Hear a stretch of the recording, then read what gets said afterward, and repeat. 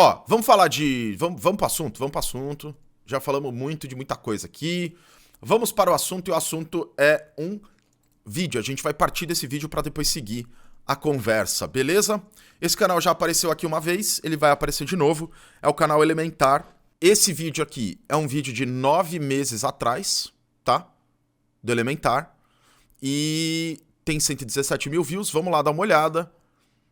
Nesse vídeo ele vai falar sobre... como o Spotify domina o mercado da música, beleza?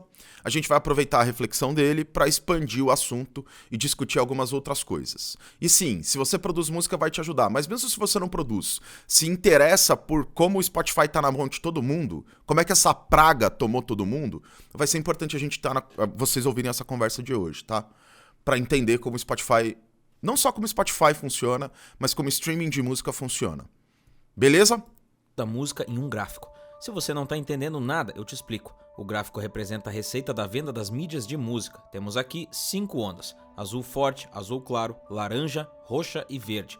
Cada uma delas representa um tipo de tecnologia e podemos observar um padrão de comportamento.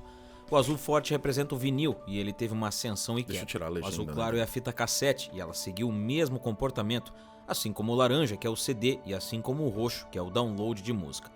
O verde representa o streaming de música e atualmente ele está em seu auge. Mas então... Isso aqui, gente, não há debate, tá? E essas mudanças, elas acompanham a indústria da música por conta do desenvolvimento da tecnologia. Saca? Então aqui, no caso, a gente tem o desenvolvimento da tecnologia sempre abraçado com uma nova lógica, uma nova ideia ou estratégia de consumo, né? Então surge a pergunta: será que ele vai seguir assim ou vai ter o mesmo comportamento dos demais e em breve vamos presenciar o seu fim? Não faz muito tempo que escutar música era de certa forma difícil, a não ser que você ligasse o rádio e fosse alimentado pelo que estava sendo transmitido. Só era possível ouvir seu cantor favorito comprando um vinil dele. Depois vieram as fitas, os CDs e finalmente o Napster, que lá nos primórdios da internet foi o revolucionário que popularizou o download e compartilhamento de músicas. O Napster foi o grande precursor da pirataria moderna na indústria fonográfica, e que inclusive temos vídeos sobre aqui no canal. Logo ele saiu do ar por causa dos diversos processos que estava sofrendo pela distribuição ilegal de músicas na internet. Mas depois dele, muitos programas parecidos foram lançados. Se você viveu nesse tempo, deve conhecer o Kazaa ou o Ares, por exemplo. Demorava horas para baixar uma música, mas era o que tinha na época. A época da internet de escada, né? A época da internet de escada era uma desgraça. Primeira vez que eu baixei um arquivo que eu me lembro da velocidade de internet, eu já entendia e me lembrava disso, era... Você falou 3, eu baixava 1,5. 1,5. De madrugada, batia 3. Mas tipo, né, escola, criança, não dá pra ficar de madrugada baixando música, né? Não, eu conseguia, mas tinham períodos que não. E aí, tipo, sei lá, ia baixar no domingo, mano... Era a internet mais lenta do mundo e era tipo o dia inteiro pra baixar 3 músicas, um bagulho assim. Não podia usar o telefone. Senão caía. Foda, assim. Hoje plataforma... Metallica jamais será perdoado. Ninguém nunca vai esquecer essa grande cagada no Metallica que foi ter se colocado contra o Napster naquela época, apesar que eu acho que tinha muito de susto mesmo ali, né? O YouTube, Deezer e Spotify tornam tudo mais fácil. Naquela época que o Metallica fez essas coisas, e eu não tô tentando passar pano pro Metallica não, mas gente, a pirataria pegou a indústria de um jeito bem bizarro, assim. Pegou de forma bem desprevenida. A indústria não esperava a pirataria ter a força que tinha, exatamente por conta de baixar música, que virou um hábito global, muito rápido. E aí é lógico. O que a indústria vai usar? Qual que é a melhor ferramenta do dinheiro quando você precisa anular uma determinada coisa? Faz propaganda contra e processa. A propaganda contra, se você é uma empresa, se você é Universal, você tem o Metallica na tua lista, você vai lá e manda várias vezes. Olha a merda, e tá vendo? Eu tô pagando menos pra vocês por conta da pirataria. Olha a pirataria destruída. Ó, pirataria. Os caras abraçam e vai junto. Nossa, demorou. Vai que vai mesmo, assim. Caindo em historinha da indústria, tá ligado? Porque isso é historinha de indústria. Pura historinha de indústria. Não tem muito ali de relevância, saca? Além da própria indústria. O streaming de música é uma verdadeira revolução e o Spotify, além de ter sido pioneiro, domina esse mercado. Hoje o Spotify tem um valor de mercado que já soma quase 17 bilhões de dólares, o que não é de se estranhar, já que a liderança dele no setor é inquestionável. Dados do Media Research, divulgados em janeiro deste ano, apontam a liderança do Spotify com 31% de participação de mercado, seguido distante... Como 9 meses, né? Então a gente tá falando do final de 2022, tá, galera? Esses números. Aliás, o começo de 2023, mas bem da virada do ano, é bem atual. Pelo Apple Music, que tem 15% de participação. A diferença é bem grande e o domínio é evidente. Mas como ele conseguiu isso? E será que ele vai conseguir permanecer no topo ou vai seguir a tendência das outras mídias e desaparecer? É exatamente isso que eu te conto nesse vídeo. O primeiro ponto importante que eu tenho que dizer aqui, é fundamental dizer isso, é que, cara, eu tô estudando o funcionamento do Spotify, de streamings de música e tudo mais faz tempo. E 15 minutos de vídeo pra falar disso é muito pouco, não é nada. Então eu tenho certeza que muita coisa vai ficar de fora. E por isso que eu falo que eu venho trazer um complemento pra esse vídeo. Porque diferente do primeiro vídeo que a gente assistiu dele, o ponto dele aqui eu não discordo tanto. Eu acredito sim que o Spotify domina o mercado da música, não é nenhuma questão de crença. É óbvio que ele domina o mercado da música, no entanto, eu acredito que o vídeo ele precisa ali, sei lá, eu preciso fazer esses complementos para eu conseguir dormir de noite, tá?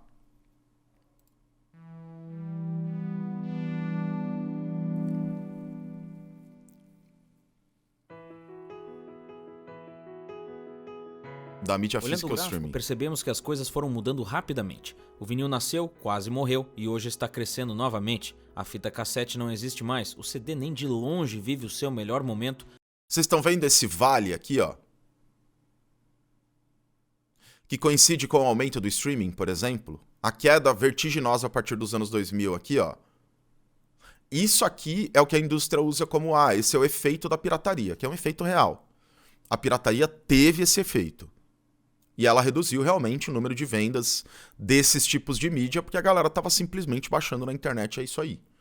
O ponto é, não só voltou, como voltou mais forte. Importante a gente lembrar isso, pelo gráfico que a gente está vendo aqui. E também, nesse processo existe uma mudança de hábito. Uma mudança de hábito. Não é apenas uma mudança de tecnologia. Essa mudança de tecnologia trouxe uma mudança de hábito. Porque pela primeira vez, pessoas que gostavam de música não precisavam mais gastar dinheiro para comprar um disco de 15 músicas, 15, 16 músicas, para ouvir 3, 4, 5 músicas, tá ligado? Essa época aqui, por exemplo, onde você tem esse problema de pirataria, tem um aumento de discos de coletânea, de galera indo comprar disco de coletânea, porque isso começa a se transformar cada vez mais num costume. Então é importante a gente lembrar disso, tá? Essa mudança de perspectiva é fundamental. E o download pago de músicas... Boa noite, Granito Rosa. O formato que mais se destaca hoje é o streaming, e a empresa que domina é o Spotify. O Spotify foi lançado em 2008, mas como toda a história de sucesso, a dele começa bem antes disso. Antes dele existia um serviço que inspirou a criação do próprio Spotify, o Napster, um software gratuito que você baixava no computador e usava para fazer o download de músicas de graça. Era só digitar a música que você queria que o Napster encontrava um computador de outra pessoa que tinha e fazia o download. Que é o peer-to-peer que a gente falou aqui uma vez. Algumas bandas viram isso como uma possibilidade de libertação das gravadoras, não o contrário, né? Eu falei o exemplo do Metallica, mas a gente tem contra-exemplos também como o Radiohead fez. Que é a coisa de tipo, se a tecnologia tá chegando até aqui, que bom, eu vou abrir meu repertório para as pessoas, vou deixar a galera baixar e ótimo. As pessoas vão conseguir ouvir a minha música sem necessariamente ter que gastar uma grana para baixar meu disco e mais, isso não vai me afetar financeiramente tanto assim, porque eu vou continuar fazendo muito show. Afinal, meu repertório vai estar cada vez mais acessível. As pessoas não precisavam mais ligar o rádio ou comprar um CD para conseguir escutar o que queriam.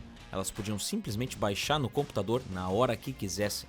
O serviço fez um sucesso absurdo nos Estados Unidos na época e o mercado musical sentiu o baque. Não só lá, no mundo inteiro. De acordo com o gráfico, que é da Recording Industry Association of America, o grupo comercial da indústria musical dos Estados Unidos, a receita com venda de CDs a partir dos anos 2000 só caiu, com exceção do ano de 2004. Por isso, não era à toa que boa parte da indústria musical odiava o software. já que naquela época boa parte do dinheiro que entrava para os músicos e gravadoras vinha da venda da mídia física das músicas. Aí a gente tem um primeiro problema. Por que aqui a gente tem um primeiro problema? Porque não ia para artista. Esse dinheiro não ia para artista. Os artistas não ficavam ricos porque vendiam muitos discos. Existem entrevistas e inclusive depoimentos de artistas gigantescos aqui no Brasil, como Chitãozinho e Chororó, Zezé de Camargo e Luciano, que lógico, que ganhavam mais do que ganha um play do Spotify, um stream do Spotify. Mas era coisa tipo, sei lá, a gente ganha R$2 no disco, R$1 no disco. Se a gente for pegar todos os custos que a gente tem com a produção do disco, o disco não se paga pra gente. Não é o disco que vai fazer a gente ter muito dinheiro. A gente vai ter muito dinheiro como? Tocando muito, fazendo muito show. Isso porque no show é diferente do que no disco, porque o artista tem outros tipos de contratos com a gravadora em relação a material ao vivo. Sacou? Então é fundamental a gente lembrar disso. Desde sempre, o artista sempre se fudeu com mídia física. Desde sempre. Sempre ficou na mão da gravadora. Porque para pra pensar no seguinte: o que a gravadora coloca na mesa quando ela senta com quem tá produzindo o disco, ou melhor, com quem fez a composição, quem fez a música, quem faz a performance da música, é da sua performance, da sua reprodução, de dentro do estúdio até o usuário final, eu participo de todas as etapas. Eu só não participo da composição. Quando, né? Quando você não deixa, porque muitas gravadoras também vão se intrometer nesse assunto, mas ainda assim, num mundo ideal, ela não precisa se intrometer nesse primeiro ponto. Agora, a partir do momento que essa pessoa que compôs, que gravou, precisa de um microfone, e a gente tá falando em períodos onde home studio era um bagulho completamente impensável, você já tem intromissão da gravadora no teu trabalho. Porque só quem tem estúdio é a gravadora. Dali até a prensagem e distribuição do disco, todo o trabalho é feito pela gravadora. E o que a gravadora colocava na mesa com os músicos era exatamente isso. Por mais que o trabalho fosse intelectual e o intelectual que levasse o trabalho a ser vendido, as gravadoras se colocavam como uma mediação completamente necessária e estrutural para o sistema. Sem a minha intermediação, não existe você. Ok? Portanto, a gravadora já se constrói, já se solidifica e, assim, ela consegue justificar o seu papel no mercado desde então muito nessa onda, muito no, olha, sem a minha presença você não é nada. Não, mas espera, fui eu que fiz a música, mas não foi você que gravou. Ah, mas fui eu que fiz tal parte. Mas não foi você que pagou para um engenheiro de som ir lá e mixar a tua música. Quem fez todo esse processo fui eu. E, portanto, a tua música, por mais que você tenha inventado ela, do momento em que ela saiu do éter e virou algo que está gravado em um fonograma, ela não é mais sua. Ponto. Ela não é mais sua. Ela é nossa. Ok? E isso eu não estou falando por acordo só e contrato, por lei. Por lei. As gravadoras conseguem isso por lei. Ok? Tá entendido? Para dar um outro ponto a essa questão das gravadoras. Durante muito tempo no Brasil, uma das grandes lutas dos artistas, especialmente nos anos 50, 60, 70, era brigar com as gravadoras para descobrir quantos discos o artista tinha vendido, a artista tinha vendido. Por quê? Porque sem saber quantos exemplares tinham sido vendidos, o pagamento da gravadora podia ser feito em cima de uma elucubração. Então a gravadora virava e falava, teu disco bateu 1 milhão. Às vezes o disco tinha batido muito mais de 1 milhão. Tinha batido 4, 5, 10 milhões. Mas a gravadora falava, pelos nossos registros ele vendeu 1 milhão, e como ele vendeu 1 milhão, eu vou te pagar por esse 1 milhão. Não existia nenhum tipo de compromisso da gravadora em manter ali uma fiscalização para saber exatamente quantos discos estavam sendo produzidos e vendidos. Pelo menos ela não passava isso para os artistas. Entende?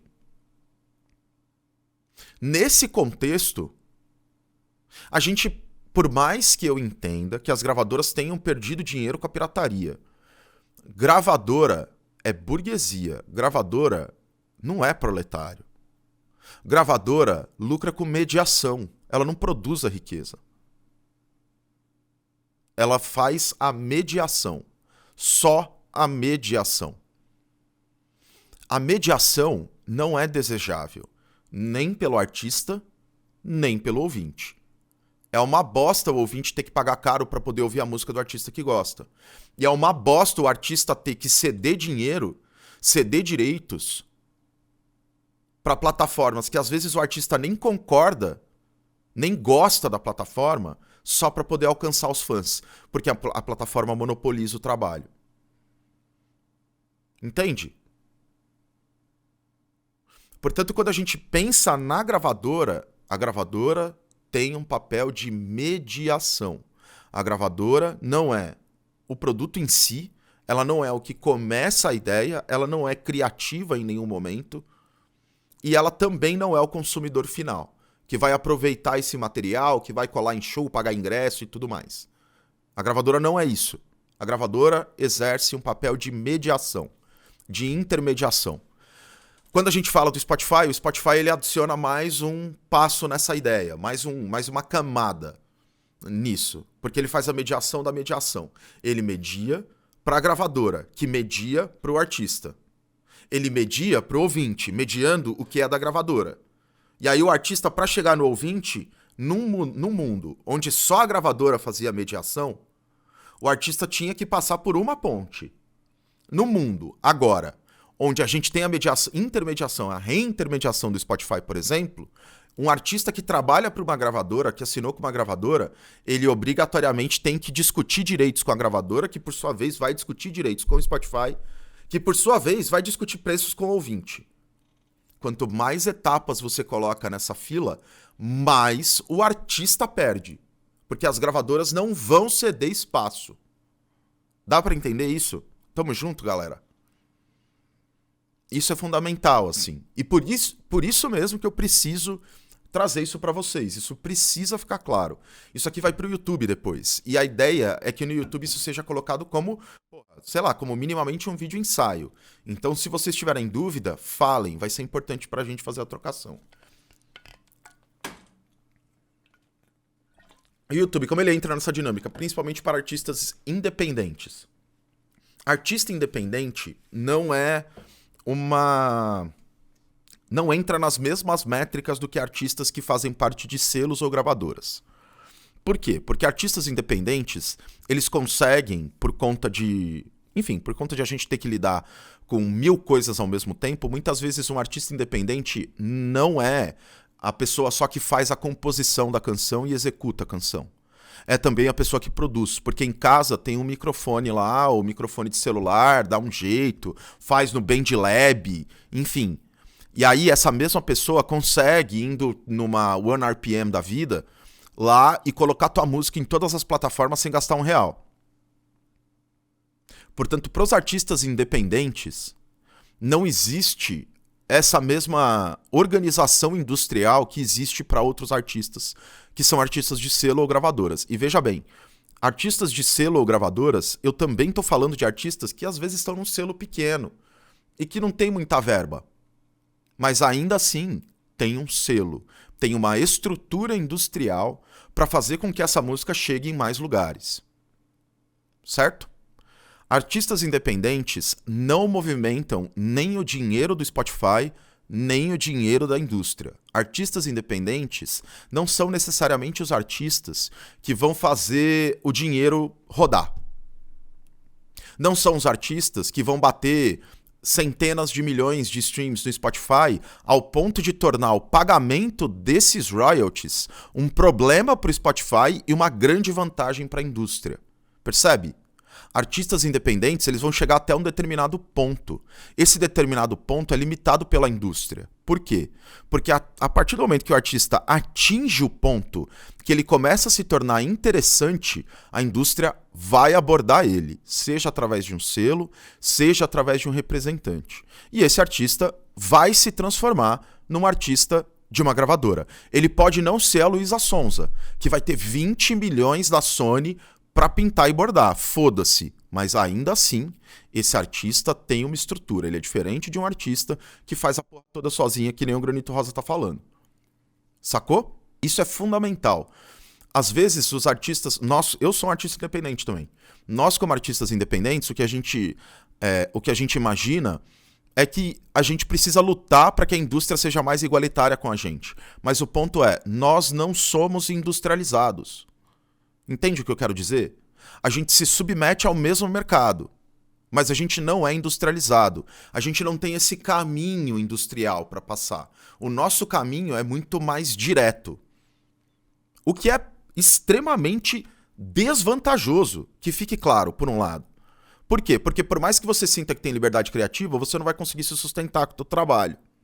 Para você se sustentar, você vai precisar de planejamento, para que isso pelo menos te leve a um selo, para que esse selo pelo menos te ajude a chegar em mais público, para que aí você pelo menos tenha uma fanbase para você começar a fazer seus pequenos shows, e você já vai ter que ter feito alguns, você já vai ter que estar tocando em cena da cidade. Enfim, tem todo um trampo absurdo que o artista independente vai fazer e que a gravadora nem tá interessada, nem tá olhando. Um ponto fundamental para a gente entender esse papel das gravadoras. O trabalho das gravadoras, ele pode parecer que com o Spotify ele ficou pior. Essas coisas quebraram as gravadoras. Mas pelo contrário, é bem melhor para as gravadoras como tá agora. Vocês sabem por quê? Para pensar num mundo onde não tem streaming, onde você não tem um número específico para saber se o artista X deve receber um determinado investimento ou não, sendo gravadora. O que você vai ter que fazer? Você não vai ter que contratar olheiro? Você não vai ter que contratar caça-talentos? Você vai ter que fazer tudo isso. Você vai ter que ter equipes gigantescas montadas em vários lugares do mundo, se você é uma gravadora global, só fazendo ali a triagem de artistas. Dia sim, dia também. Além disso, você vai ter custos para produzir o material, porque não tem home studio, amigo.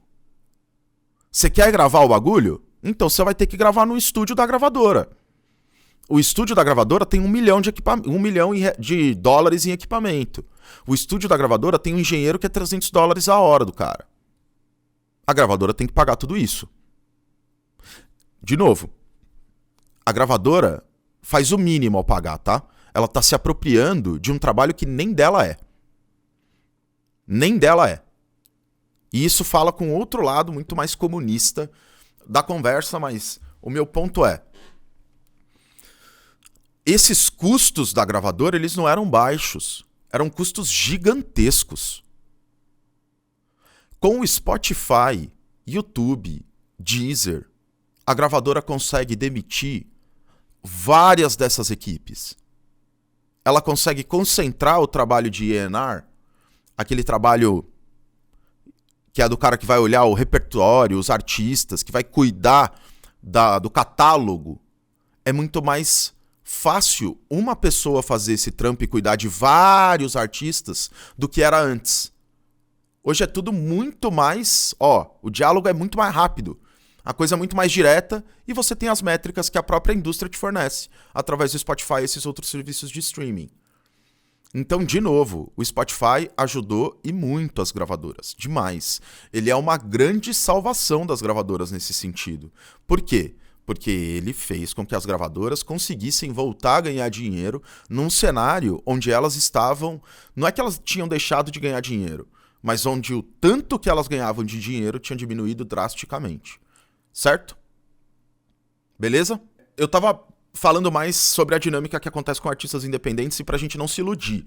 Artistas independentes não são os que movimentam a indústria. Artistas independentes, eles só passam a fazer parte do que a indústria tá olhando quando eles se tornam relevantes. Quando eles começam a ter números muito altos. E aí esses números muito altos vão fazer com que a indústria se aproxime desses artistas, ofereça rios de dinheiro para eles entrarem para a indústria. Muitos deles vão optar por entrar, porque todo mundo precisa de dinheiro.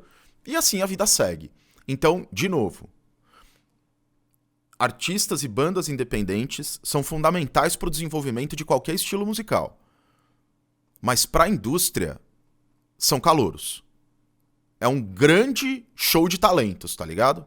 Onde a indústria sempre está observando e avaliando quais desses artistas, dessas artistas, a indústria vai chamar para dentro do jogo. Beleza? Tudo bem? Tamo junto? Ok, vamos continuar. Então, por conta de uma ação judicial da Recording Industry Association of America, o Napster foi tirado do mercado em 2001, acusado de facilitar a transferência ilegal de músicas com direitos autorais. Quando ele sai do mercado em 2001, ele deixa um vácuo que vários outros softwares vão preencher, né?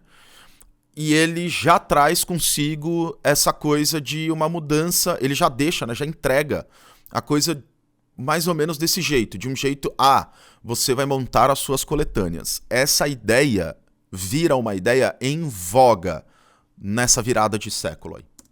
Ele nem tinha como se defender, a pirataria era a base do negócio. Mas Era. o Napster abriu uma porta e não tinha como voltar atrás.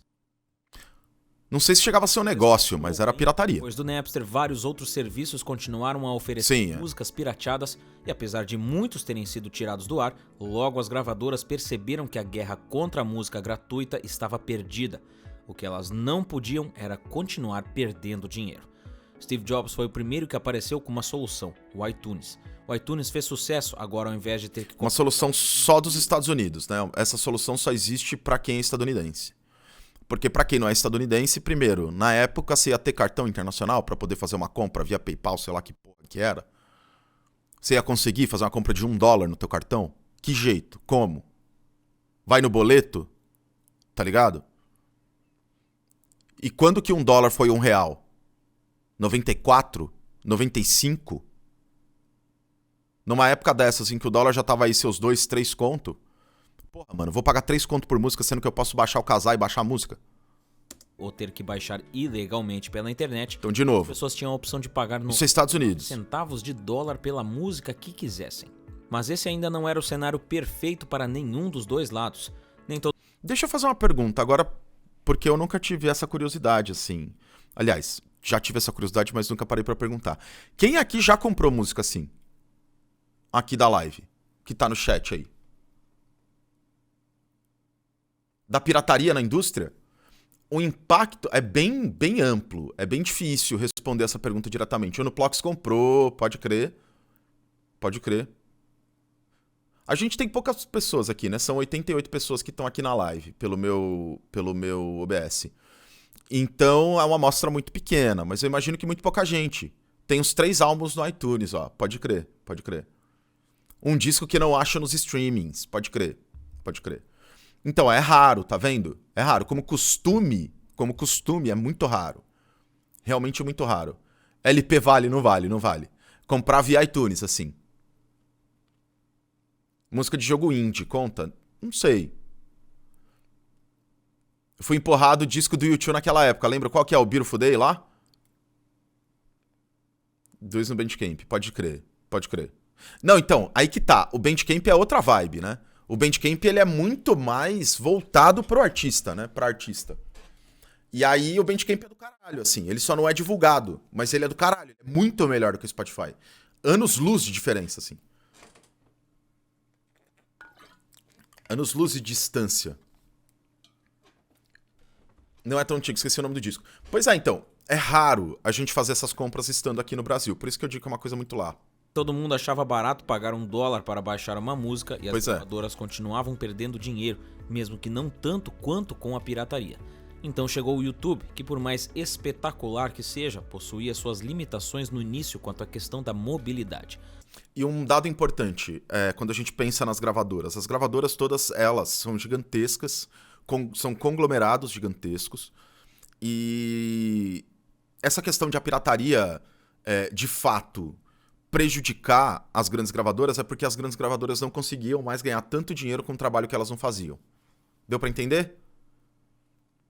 Porque elas cortaram custos, elas demitiram uma galera. Uma vez que essas pessoas já não eram mais necessárias. Elas também se aproveitaram muito da mudança de tecnologia, da mudança de pensamento. Então a gente falar que não, as gravadoras... Nossa, as gravadoras quebraram por conta disso, a gente estaria muito mais feliz se tivessem quebrado, de fato. Não quebraram, não vão quebrar. E para que esses 3 grandes grupos, sei lá, deixem de existir, Tem que muita coisa acontecer. Não é uma mudança pequena de tecnologia como aconteceu com o Napster, que por mais que tenha começado uma revolução, ainda assim foi uma mudança pequena de tecnologia que vai derrubar conglomerados desse tamanho. Eles vão ter dinheiro para conseguir usar a tecnologia e olhar, averiguar, pesquisar para poder conseguir pelo menos surgir com algum tipo de opção, alguma ideia, tá ligado? Salve, salve, DJ Bill! Beleza, meu querido? O Spotify chegou para mudar isso. Em 2007, o Spotify fez seu primeiro teste público, permitindo que os usuários trouxessem músicas baixadas no Pirate Bay. No final de 2008, eles conseguiram convencer as gravadoras de música de seu país de origem, a Suécia. Vocês prestaram atenção no que ele falou? É nóis, meu querido. Salve, salve, Ralph. Vocês prestaram atenção no que ele falou aqui? Ó. No final de 2008, eles conseguiram que os usuários trouxessem músicas baixadas no Pirate Bay. Isso é Spotify. Não, no primeiro momento o Spotify era aberto para quem baixava música. Quem entrava no The Pirate Bay e baixava torrent de música. Tipo, ó, se você baixou MP3, você consegue jogar dentro do Spotify para que ele armazene as suas músicas. Tal qual qualquer outro player. Só que é lógico já com essa perspectiva de stream. Então ele nasce sendo interessado, até hoje dá, mas ele não faz isso como sendo a principal ferramenta, entende? Não é a base do Spotify. Para você fazer isso hoje, você tem que ter lá a parada no teu PC, ou que seja no celular, mas enfim, é meio trabalhoso. Era muito mais trabalhoso do que nessa época. E assim, o Spotify nessa época, ele se coloca como sendo próximo do usuário ao fazer esse tipo de coisa. Porque ele está deixando o usuário, ele está sendo conivente com a pirataria, diretamente conivente com a pirataria, autorizando que o usuário use a plataforma para poder colocar música pirata. Ele nasce pensando no usuário, porque ele sabia que a pirataria era a base das bibliotecas de quase todo mundo que tinha PC em casa, tá ligado? Então, beleza, eu vou olhar para esse público. E percebe, isso é bem interessante. De certa forma até afronta, tá ligado? Ataca a gravadora diretamente. Né? No final de 2008, eles conseguiram convencer as gravadoras de música de seu país de origem, a Suécia, a disponibilizarem suas músicas no streaming. E aí acontece isso em 2008. Quando eles conseguem convencer as gravadoras a disponibilizarem o catálogo, a primeira coisa que vai entrar na discussão é: você precisa ser fechado. Você precisa inibir a pirataria. Você precisa, e a gente precisa pensar nisso juntos, como que a gente vai tirar dinheiro do usuário? Porque você vai precisar me pagar pelo catálogo. Se você quer o meu catálogo, eu te dou, mas você tem que me pagar. E a partir do momento que a gente começa a conversar de pagamento, a gente está falando de uma startup sueca, que é o Spotify, e das gravadoras e distribuidoras de música lá da Suécia. Quem tem mais força? Quem tem mais dinheiro nesse primeiro momento, em que o Spotify nem capital aberto tem, em que ele ainda não é porra nenhuma? Quem vai ter muito mais dinheiro e poder são as gravadoras e as distribuidoras. O Spotify não é o que é hoje. Ele é o que ele era lá naquela época. Porra nenhuma. Uma simples startup que está começando com uma ideia interessante. Uai, as gravadoras vão sentar na mesa e vão pedir o quê pro Spotify? Se o Spotify não tem dinheiro? Vão pedir parte da empresa. Vão pedir parte das ações. Se eu tô pedindo parte da empresa e parte das ações, a gente vai firmar um contrato. Nesse contrato é só estabelecer que sinto muito. Não pode ter pirataria. Você tem que fechar esse acesso aí. Você não pode mais fazer isso que você tá fazendo. Acabou. Tá ligado? Os direitos do estádio do Barcelona. As não licenciadas foram removidas. Depois disso, o Spotify se espalhou pelo mundo e deu início à era dos streamings de música. Daniel Ek, cofundador e diretor do serviço, disse que seu amor grandíssimo filho da... influenciou a criar algo parecido, que desse para as pessoas a mesma oportunidade de escutar música que quisessem de graça, mas dessa vez dentro da legalidade. A proposta de Daniel e seu sócio Martin Lorenzon era fazer... Vocês acreditam nessa história? Melhor do que a pirataria. Vocês acreditam nessa história? Parece aquela coisa do cara, né, do Vale do Silício que salvou a humanidade. Sabe? Poxa, até a foto aqui, ó. A proposta de Daniel e seu aqui, ó, se liga. De graça, tecido, que desse para as pessoas a mesma oportunidade de escutar música que quisessem de graça. A mesma oportunidade às pessoas que quisessem para estudar música, para escutar música de graça, né? O Spotify aqui ele veio, gente, ele veio desenrolar uma treta, entendeu? E aproximar você do artista. Por mais que ele seja um intermediador e ele também lide diretamente com as gravadoras. Mas até veio um refluxo aqui. Ele gosta de você e ele tá muito preocupado, né, em conseguir entregar pro mundo um jeito de ouvir música de graça, sabe? Porque as pessoas precisam dessa informação. As pessoas precisam aprender a ouvir música, a gostar de música. Tá ligado? Qual que é o resultado disso? O resultado é que ninguém sabe mais mexer em PC porque ninguém baixa mais nada. Mas dessa vez, dentro... Vamos falar disso, doutor doutor. E seu sócio Martin Lorenzon era fazer um serviço ainda melhor do que a pirataria. Ainda melhor do que a Ele pirataria. ofereceria músicas grátis, sem vírus, e seria tão rápido que o usuário nem notaria o tempo de carregamento. E eles ainda tinham um plano para convencer as gravadoras. Existe plataforma de música grátis? Não, não existe. Não existe. Só pra deixar claro. Não existe. Não tem graça. Não tem nada de graça. Não funciona assim. Tá? Só pra deixar muito claro isso. Esse pensamento do cara do Spotify, ele acaba na primeira reunião. Porque na primeira reunião com gravadoras, já é uma ideia do Spotify para pegar a liberação de catálogo, dar um teco da empresa. Já é de ideia do cara trazer as gravadoras para dentro da empresa, dando parte da empresa na mão das gravadoras, para que ele possa ter o catálogo. Alguém vai pagar essa conta. E quem vai pagar essa conta é o próprio Spotify. Não se trata de graça. Não tem nada de graça. E se o Spotify vai pagar essa conta, vocês acham que vai tirar da onde o dinheiro? Do éter? Da orelha? Não vai tirar do éter, não vai tirar da orelha. Tá? Quando você não paga pelo produto, você é o produto, exatamente. Não é de graça, não existe almoço grátis. Não funciona assim, tá ligado?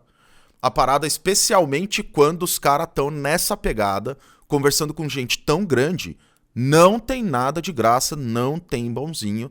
O cara já vai pra reunião sabendo o que ele tem que dar, o que ele pode ceder e vice-versa, porque o objetivo de todo mundo, nesse caso, é ganhar muito dinheiro fazendo pouca coisa dentro do mercado artístico. É ganhar muito dinheiro sendo administrador de empresa, com a arte dos outros. Que fique muito claro, com a arte dos outros. No início, a proposta do Spotify era oferecer música gratuita e vender publicidade. As assinaturas não existiam no modelo original, então você podia ouvir o que quisesse, mas era obrigado a escutar a propaganda do anunciante. Basicamente igual ao que acontece ainda hoje na versão gratuita do próprio YouTube e de vários outros streamings. Acho que o Spotify ainda é assim, não é? Com o dinheiro dos patrocinadores, eles conseguiam pagar as gravadoras, fazendo com que as músicas voltassem a ser grátis e mais acessíveis, e ainda assim a indústria musical fosse remunerada por isso. Com o streaming, as gravadoras e todas as outras partes da indústria da música finalmente voltaram a lucrar e o usuário pôde escutar suas músicas sem ter que desembolsar nenhum real por elas. Qual foi a parte da música que não lucrou, chat?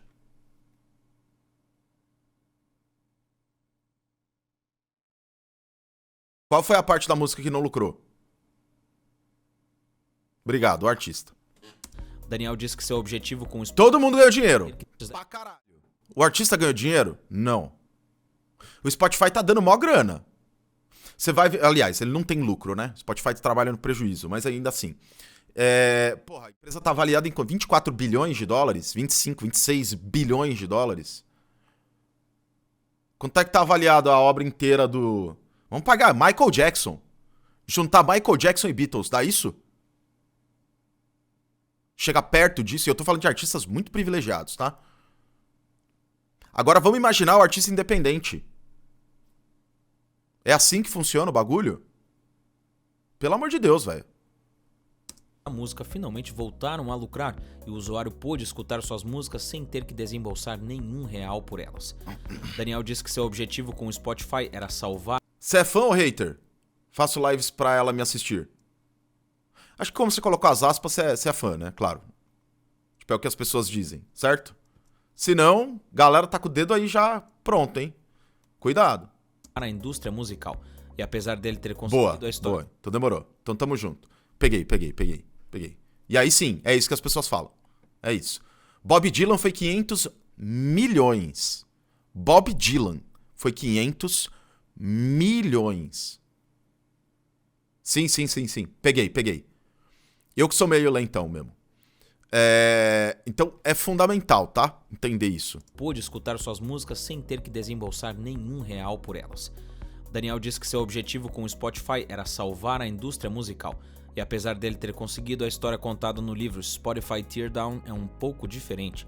No livro, professores, historiadores e programadores suecos contam que o Spotify surgiu como uma plataforma de distribuição de mídia, e na época os fundadores haviam dito que optaram por se concentrar apenas na música, porque os arquivos de áudio eram menores do que os de vídeo. Percebe que nunca teve a ver com música? Qual que é a motivação dos caras para trabalharem com o mercado musical? O arquivo é menor, é mais fácil de passar. Eu não tenho nenhum interesse pelo mercado, eu não tenho nenhum interesse em saber como artistas trabalham. Eu não sou artista, nem conheço um, nem chamei para fazer a curadoria do trabalho comigo. Não envolvo nas discussões, não faz parte de conselho. É TI e burguês. Não necessariamente, tá? Não tá associado a isso. Esse livro é legal. Eu cheguei a pegar algumas coisas, mas eu indico, tem fontes muito melhores.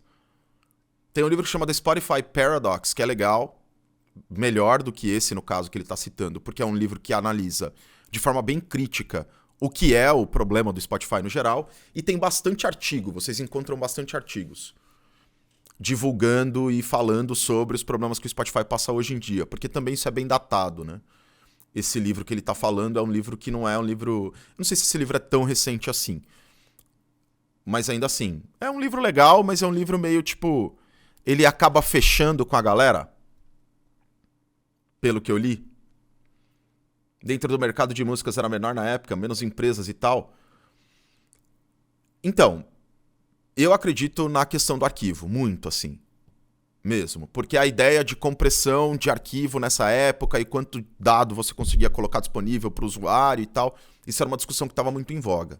Então eu realmente acredito que tem a ver com o tamanho do arquivo mesmo. Mas eu não tenho dúvida, por exemplo, que se os caras pegassem e tivessem uma forma de fazer isso com o vídeo, como aconteceu depois por conta da banda larga com a Netflix, eles teriam ido pro vídeo e não pro áudio, porque vídeo dá mais dinheiro. Pois é, então, né? Compressão de dado é difícil até hoje. Baixa na indústria por causa da pirataria, também. Inclusive preenchendo a lacuna que o YouTube não preenchia. Por isso, a ascensão foi inevitável. The Spotify Paradox, exatamente. É um livro de 2014. Os criadores do Spotify conseguiram um feito incrível. Eles descobriram um jeito de continuar distribuindo música de graça ou por um preço muito baixo, e ainda assim dar dinheiro para as gravadoras e os artistas. Eles não descobriram um jeito, eles desenvolveram um sistema em que o artista não ganhava porra nenhuma e a gravadora ganhava 70%. Esse sistema funciona até hoje, só que não é mais exatamente do mesmo jeito. Mas o final das contas acaba sendo mais ou menos a mesma divisão.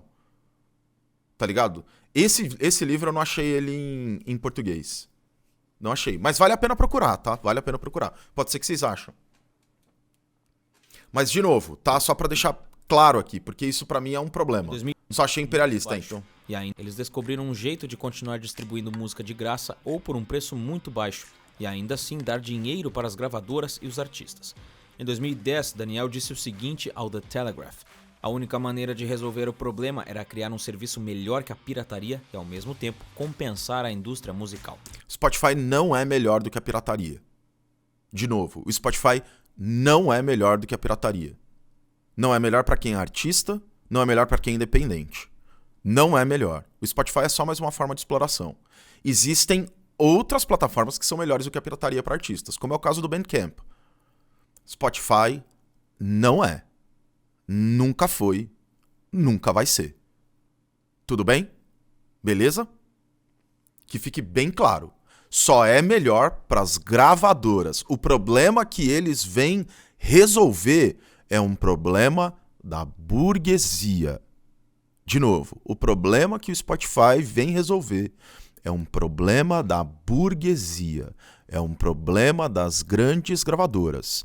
É como essas grandes gravadoras deixam de lucrar tanto quanto antes com o trabalho musical. Essa é a treta. É para isso que o Spotify e outras plataformas existem, para resolver essa treta. Não é para resolver treta de artista. Não é. Nunca foi. E provavelmente nunca vai ser.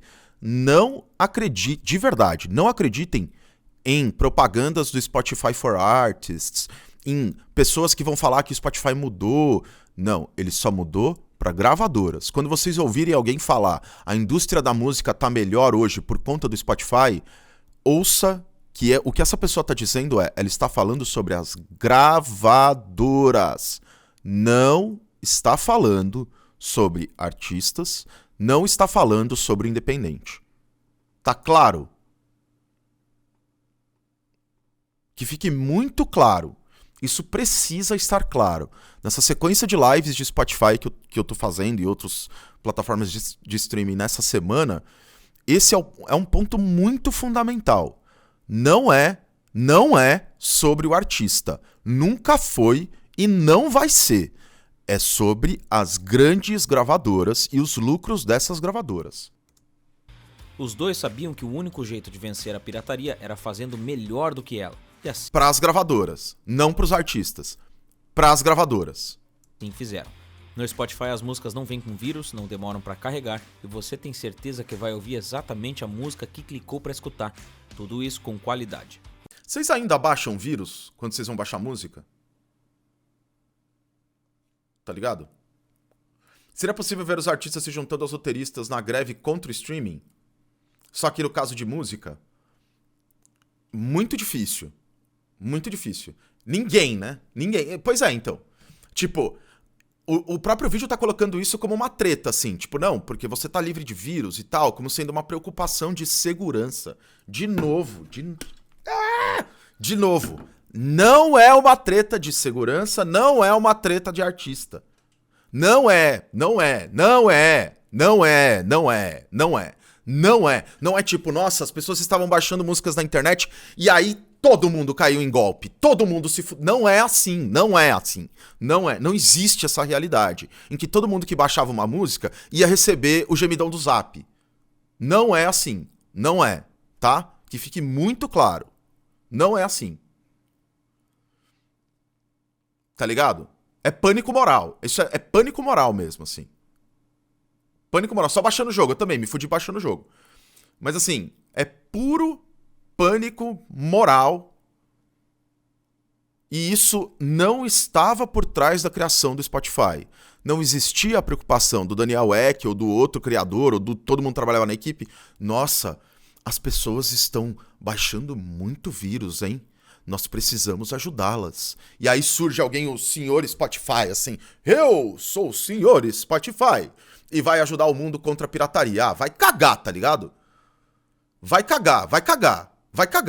Não é assim, não rolou assim, não funciona assim. Não é pra acabar com vírus. Não é pra pagar melhor artista. Não é. É pra ajudar gravadora a proteger o quê? Como é que é o nome? Propriedade privada. Olha só. Quando é que o dinheiro se organiza para proteger a propriedade privada, não é mesmo? Pois é só para proteger propriedade privada, que não é nem do artista. Muitos artistas estão cagando para a propriedade privada da obra deles. Cagando, assim.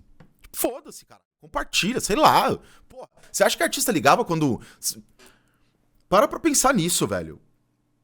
Para pra pensar nisso. Galera dos anos 90. Teu amigo, tua amiga, onde você colava pra ouvir música, comprou o LP novo da banda que você mais gosta. Tamo aí em 1995, seja lá a banda que você gosta. Você leva uma fita cassete pra gravar o bagulho na tua fita cassete pra você poder ouvir na tua casa. Você acha que o artista ia se incomodar, truta? Porque pirataria, quem fornece o material não ganha porra nenhuma. A ideia não é essa. Você acha mesmo que a galera, o artista ia virar e falar: Ô Marco, amigo, tá errado isso aí, velho. Você quer ouvir minha música? Você tem que comprar meu disco, cara. Você não pode. Você vai tirar cópia do disco do outro. Que porra é essa? Mano, isso não é treta pra artista, mano. Artista tá cagando pra isso. Artista só quer que você ouça a música. Saca? É isso que artista quer. Então, quando tem essas tretas... Só o Flip. O Flip é foda. Mas quando tem essas tretas, é sempre importante a gente lembrar que, mano, não é só pra proteger propriedade privada. Uma propriedade que é intelectual. Aonde você guarda a propriedade intelectual? Tem banco pra isso? Você estoca em casa? Aonde ela tá? Saca? Propriedade intelectual é uma bizarrice do capitalismo, pra falar bem sinceramente. É uma puta bizarrice do capitalismo. E é isso. Tá ligado? É isso. Simplesmente. Tá dado aí. Tô puto. Eu fico puto. É aquela conversa da Microsoft. Preferimos que pirateiem nosso sistema a usar o da concorrente. Simples assim, velho. Essa é a ideia do Radiohead, tá ligado? Quando divulga. E tá certo, caralho. Todo artista vai falar que é isso. Se você sentar com qualquer artista, mano, exceto se for alguém muito gigante, mas falar, se você, de repente, todo mundo que te ouve migrasse pra pirataria e fechasse com o Spotify, ninguém mais vai ouvir Spotify. Ivete Sangalo, você tem 50 milhões de plays aí todo mês, todo mês no Spotify. Tá ligado? Imagina que todo mundo que ouve a sua música, de repente, para de ouvir e vai baixar o bagulho. Isso vai mudar a tua vida? É óbvio que ela vai falar, não vai mudar minha vida. As pessoas vão continuar indo no meu show? Vão, e até mais, porque agora não tem o que barra. Não tem R$19 por mês que a pessoa precisa pagar pra não ouvir anúncio. Na pirataria ela arruma o bagulho e já era. Tá ligado? A Ivete Sangalo não vai se sentir roubada, é isso que eu quero dizer. O que tá sendo... Quem tá perdendo nessa história é o mediador. É a gravadora. É o mediador que se fode. Não é o artista e não é quem tá baixando a música. É o mediador. E é por isso que o Spotify hoje é considerado um serviço de reintermediação. Porque ele ajuda esse mediador, sendo ele mesmo um mediador. Entende? Agora que as gravadoras não conseguem mais, numa loja de disco, colocar um disco na tua frente para você comprar, ela só consegue mediar, então ela precisa se fazer útil. Como? Mete um monte de lei, faz um puta sistema bizarro de pagamento. Por quê? Porque a ideia não é preservar artista, a ideia é me preservar. Saca? É literalmente burguês, mano. Não produz o bagulho, não gera a riqueza, mas se coloca como mediador. Sem ele, não tem artista. Para pra pensar, isso é muito desonesto com o artista. Porque é o artista que traz a porra do público, mano. Saca? É extremamente desonesto. Quantas pessoas ouvem Spotify? Nenhum ouvinte de Neil Young vai conseguir usar o Spotify. O Spotify fecha a plataforma para esse artista. Opta por fazer isso. Quando o Spotify faz uma coisa dessas, não tem mais mediação entre o Neil Young e o artista. E o fã dele que tá lá dentro. E a fã dele que tá lá dentro. E o Spotify não tem que ter esse direito. Porque o Neil Young, ele não vai poder sair no site dele e soltar as músicas pra baixar. Então a única solução pra um cara desses é eu entro em outro serviço de streaming. A gente vai chegar nessa história depois. Mas enfim, eu me empolgo. Tentando viralizar suas músicas no TikTok. Sim. E é isso, o mediador sofre e faz o artista sofrer. O artista paga a conta pro mediador deixar de sofrer. Tá? Que fique claro. Ó, a minutagem aqui tá 7h36. Eu vou voltar pro começo só para deixar muito claro isso. Vocês estão vendo esse gráfico? É o gráfico de receitas de música gravada nos Estados Unidos por formato. Então aqui tá o tempo, ó, 1973. Nessa época, LP e EP cobriam aqui até... Se vendia até $2.000 disso e cobria uma boa parte. A indústria, ela tem esse problema aqui, ó. Agora olha onde tá essa parte. Aqui, ó. Vocês estão vendo? Isso é 2021. Se a gente procura o pagamento que o Spotify fornece aos seus artistas ao longo do tempo, grava esse tanto, ó.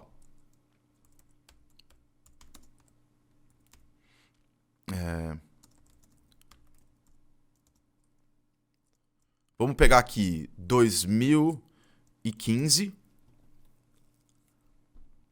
Ó, ele tinha ali... Esses são artistas que não estão em gravadoras, né? Mas assim, ó. Em 2015... Deixa eu ver se eu tenho isso em gráfico. Ó. Quando a gente olha o pay per play... Aqui. Quando a gente olha o pay per play ao longo do tempo, o que a gente observa é que ao longo do tempo ele diminui. Ele não aumenta. Ele diminui. Ele começa alto. Ele começa... Que não é alto, tá? Ó, se a gente olhar, tava entre 0,007 centavos de dólar e 0,008 centavos de dólar. Ele sai desse patamar e ele vem derrubando esses valores e derrubando esses valores e derrubando esses valores conforme o tempo vai passando.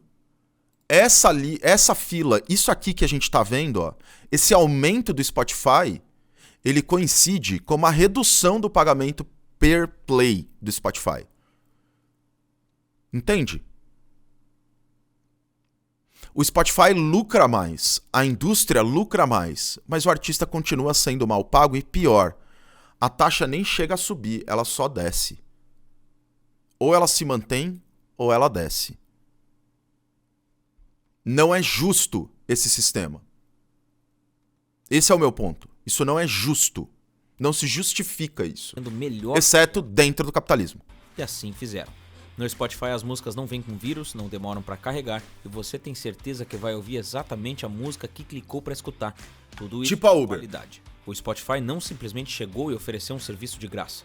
Ele falou na lata pro usuário: olha aqui, eu posso ser bem melhor do que esse site vagabundo que tu usa para baixar música. E deu certo.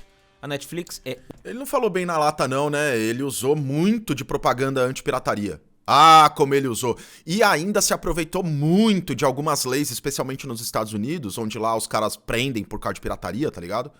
Se aproveitou muito dessas leis. Muito, muito, muito oportuno. Outro exemplo. A Netflix chegou... E sim, Spotify não é música, é logística, é isso. O golpe na pirataria foi certeiro. É claro que hoje já existem vários e vários streamings, até com um preço mais acessível do que a Netflix.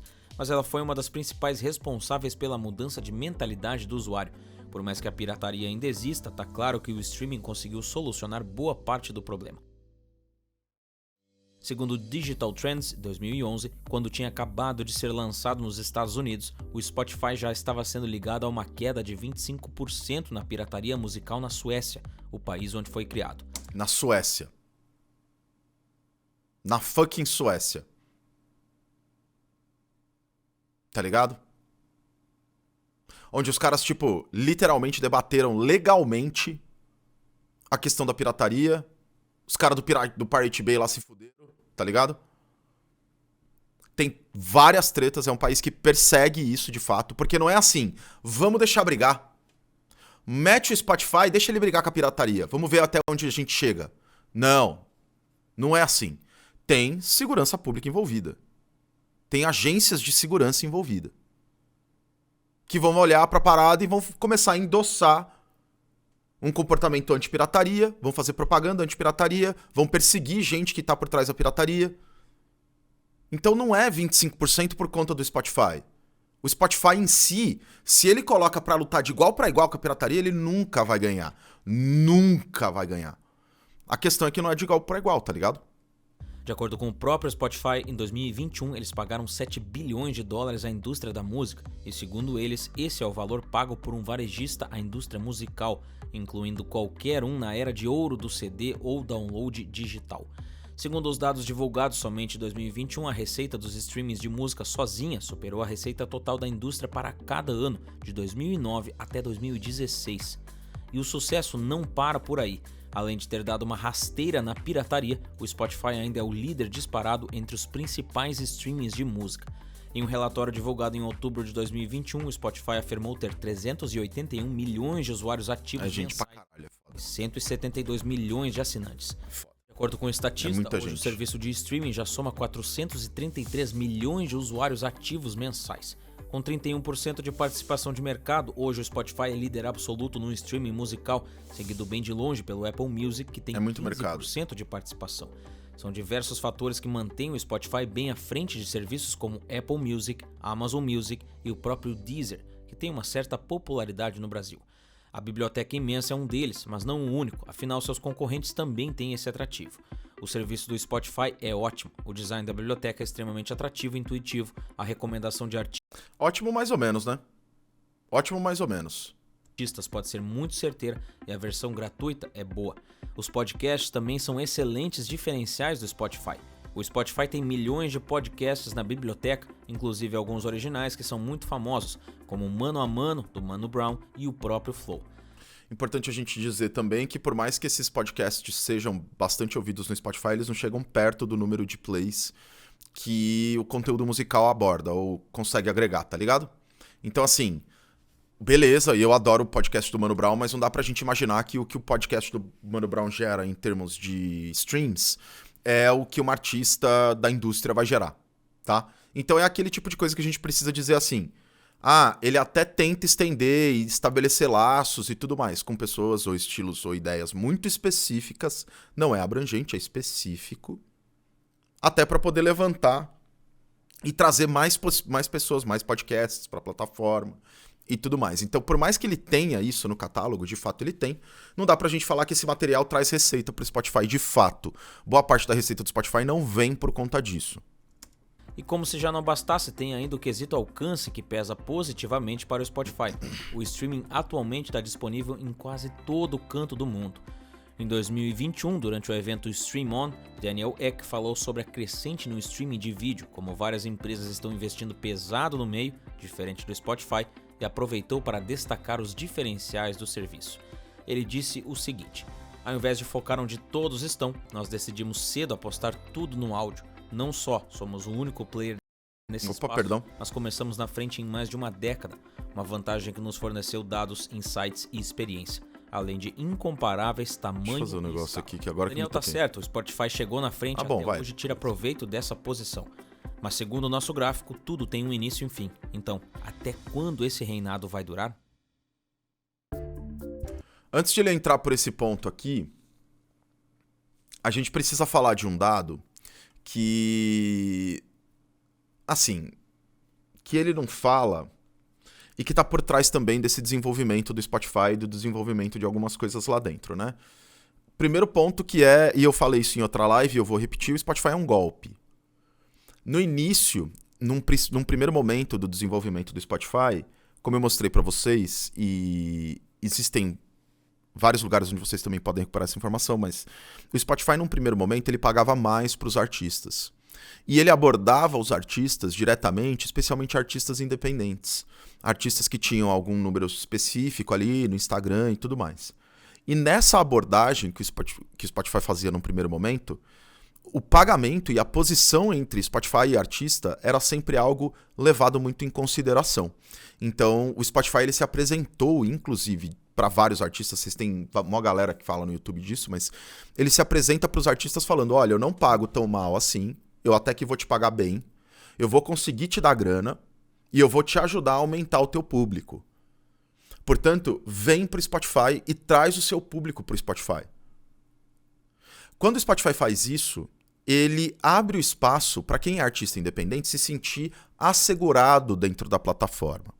E, por mais que gravadoras tenham muitos artistas no Spotify, a maior parte dos artistas que estão lá são independentes. Nesse processo, os artistas que são ali, que estão começando e que estão vendo que conseguem trazer esse público, vão trazendo. Vão trazendo. Enquanto a paga até que tá razoável. Vão trazendo. E vão trazendo. E vão trazendo. Aí o Spotify começa a conseguir trazer catálogo de gravadora. E vai encorpando. E vai engrossando. E aí esse catálogo de gravadora começa a ser o mais ouvido. E assim a coisa vai andando. Esses artistas que entram no começo, muitos deles abandonam num primeiro momento o Bandcamp ou não tratam da mesma forma. Passam a cuidar do seu público através da plataforma do Spotify, pelo que o Spotify oferece no primeiro momento. Só que o problema é que o Spotify não se mantém desse jeito. O pessoal citou Uber. O Uber eu acho que aqui é golaço, assim. O que a Uber fez aqui é mais ou menos o que o Spotify fez com os artistas. Tem um cara, que se vocês quiserem acompanhar o trabalho dele, vale bastante a pena, tem vídeo sobre isso, chamado Ben Jordan. E ele tem um vídeo falando sobre as rendas dele dentro do Spotify. E é ele que conta esse relato. Que num primeiro momento, quando o Spotify aborda ele e troca essa ideia com ele para que ele faça parte da plataforma, ele acha interessante. E ele leva para lá as paradas e começa a divulgar o Spotify. E ele percebe que o Spotify só paga mal. E cada vez pior. Diferente do Bandcamp, por exemplo, que é onde ele lança. Mas é tipo, mano, só paga mal. E cada vez pior. E cada vez menos. E cada vez menos. E cada vez menos. E cada vez menos. Ao longo do tempo, o resultado é quem entrou lá no começo achando que tinha naquela plataforma uma plataforma que era segura, uma plataforma interessante, que ia ajudar a crescer. Tudo isso era mentira. Tudo isso foi usado para fraudar, para mentir, para enganar essas pessoas para que elas trouxessem base, público de cena local para dentro do Spotify. Entende? Por isso que é um golpe. O nome disso é golpe. É um golpe. Um golpe dado em artistas independentes que entram no Spotify na esperança de ter o seu catálogo ouvido e encorpam os números do Spotify. Números que vão ser importantes para o Spotify conseguir investimento em bolsa, por exemplo. O Spotify fala quantos artistas eles têm. E esse número é usado como um número indicativo de que a empresa está indo bem, etc. Eles usam os artistas num primeiro momento também para dar credibilidade para a plataforma. Artistas independentes jogam em cima da credibilidade, porque não tem indústria por trás. Então o artista tem a liberdade de fazer o trabalho que quer. E com isso, ele está jogando dentro, ele está usando a própria credibilidade que ele tem também com o ouvinte. Meio que tipo, olha, acredita no meu trabalho. Eu sou um artista independente, você acredita no meu trabalho, não acredita? Me ajuda, que nem vocês me ajudam aqui. Saca? Por isso que é golpe. É golpe. O nome é golpe. Você vem, você dá essa credibilidade para a plataforma e depois a plataforma te abandona. Depois ela fala, então, o seu pagamento, por mais que você tenha sido mais ouvido, ele vai ter que ser o mesmo do mês passado. Porque agora a gente paga menos o artista. Porra, Spotify, então demorou. Então eu vou tirar minha música. Tira. O Deezer paga igual. Mas tem outro? Não, não tem. O Apple Music paga igual, o YouTube Music paga igual. E aí? Agora a base do mercado é a minha forma de negociar. Agora quem tá na mão de quem é você que tá na minha. Já era. Cartel, é isso. É isso. Isso é fundamental, tá, gente? É importante a gente entender isso, assim. Eu sei que é uma notícia meio dura, meio pesada, meio triste, mas é bem isso mesmo. Por isso que ainda tem muita artista de nicho nos Estados Unidos que não coloca discos nos streams e coloca em lojas tipo iTunes. Ou Bandcamp. Exatamente. Exatamente. Porque lá é um golpe, é visto como um golpe. Especialmente artistas independentes que começaram há muito tempo atrás. A galera que pegou a mudança e a transição. A galera observa o bagulho e vê, é um golpe, isso é um golpe. O Spotify tá querendo roubar meu dinheiro, roubar meu público. Me usar pra ganhar espaço. Se você, por exemplo, falaram do Mortícia, né, que é a banda do Zavak. Mano, os caras devem ter apoia-se, os caras devem ter vários jeitos, assim, de vocês apoiarem o trabalho dos caras. E, pô, curte o trampo dos caras, quer apoiar no Spotify? Vai lá, ouve, curte e tal, dá a métrica. Mas saiba que não é isso que tá ajudando a Mortícia. Não é isso que vai ajudar necessariamente o artista. Isso ajuda, ajuda. Mas, pô, vai no show, mano. Cola no show, traz a galera pra ir junto. Isso ajuda muito mais, tá ligado?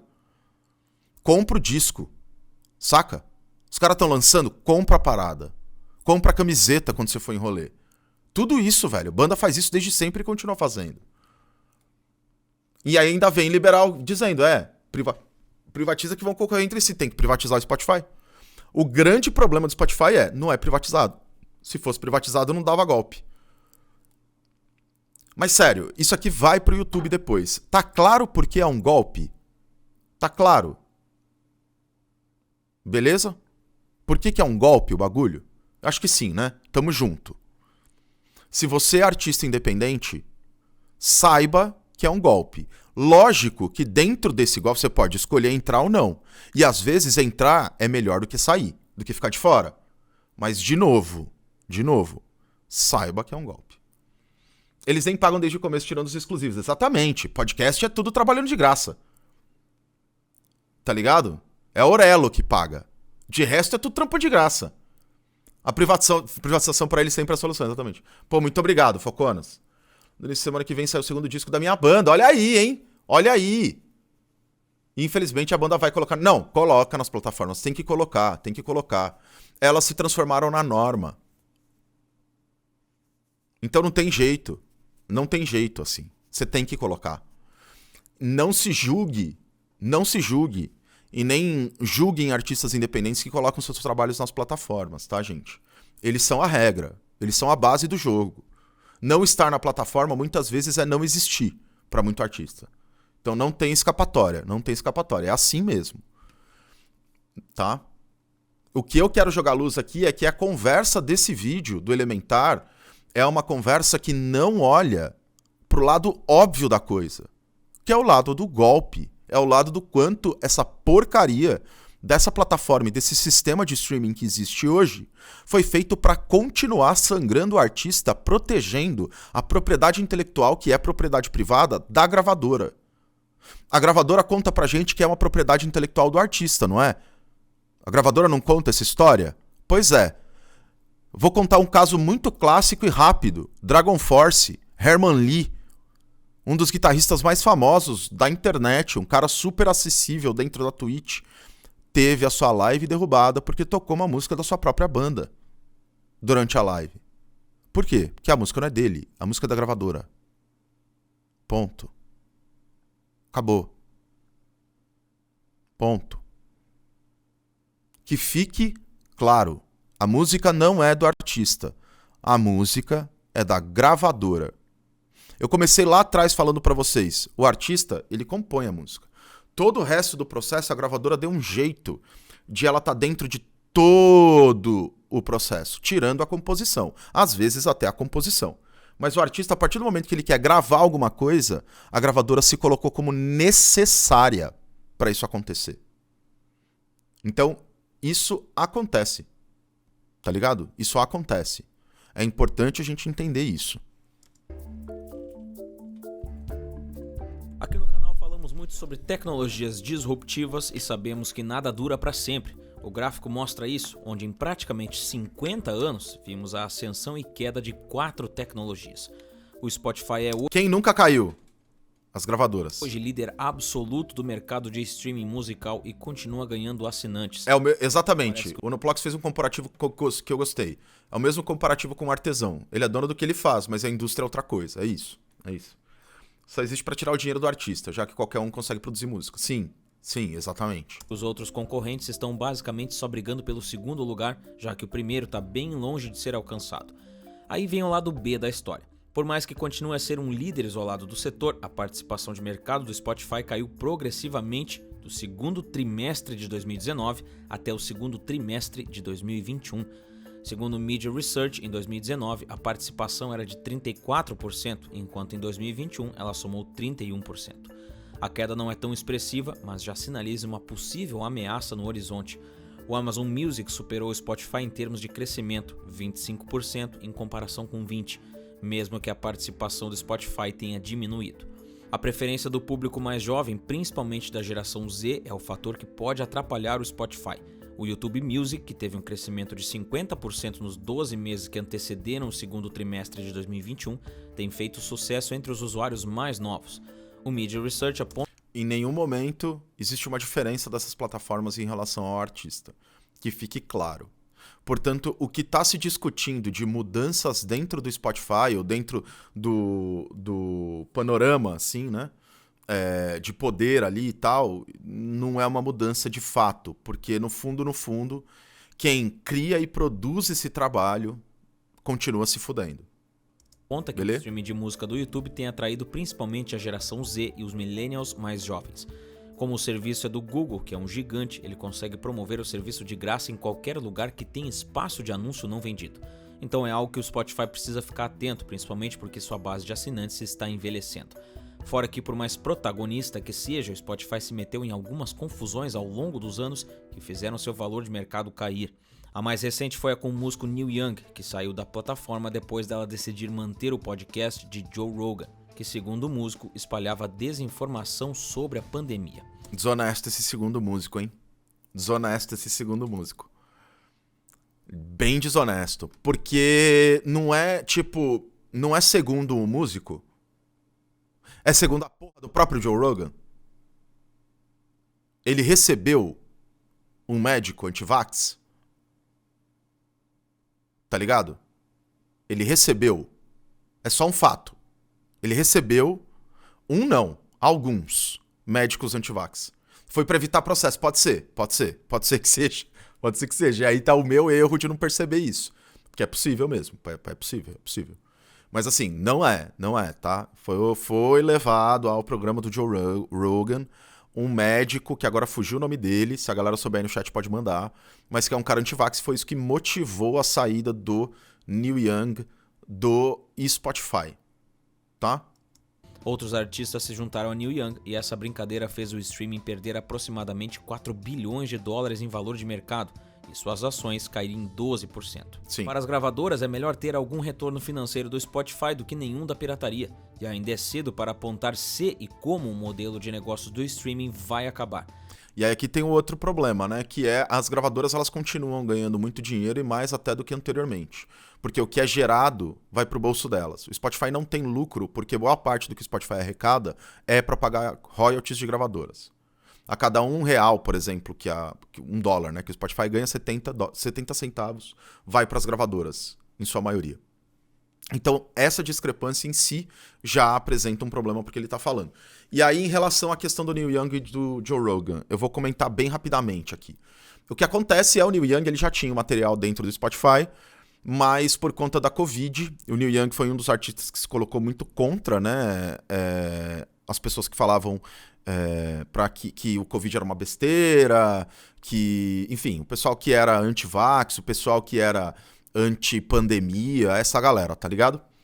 O Neil Young ele se colocou contra isso, se posicionou contra isso, só que no meio da situação, o Spotify estava passando, ele passa, né? Tem um momento ali em que ele passa por uma transição, que o Spotify sabe que tá perdendo muito dinheiro pra gravadora, e por conta disso ele não pode mais querer lucrar só com músicas de gravadoras. Porque senão ele já não tá lucrando, ele vai lucrar menos ainda. Vai ser um problema ainda maior pro Spotify. Então o Spotify precisa de jeitos de conseguir ganhar dinheiro sem necessariamente ter que fazer esse dinheiro passar pela mão de uma gravadora. Depois. Sem pegar parte da grana que entra no seu próprio cofre para tirar para uma outra coisa, para uma outra entidade. E os podcasts, eles aparecem com essa ideia e intenção. E para fazer uma plataforma como o Spotify, que não era uma plataforma de podcast, se transformar numa plataforma de podcast, traz os maiores podcasts que existem, que na época o Joe Rogan era muito grande em canais de podcast no geral e no YouTube.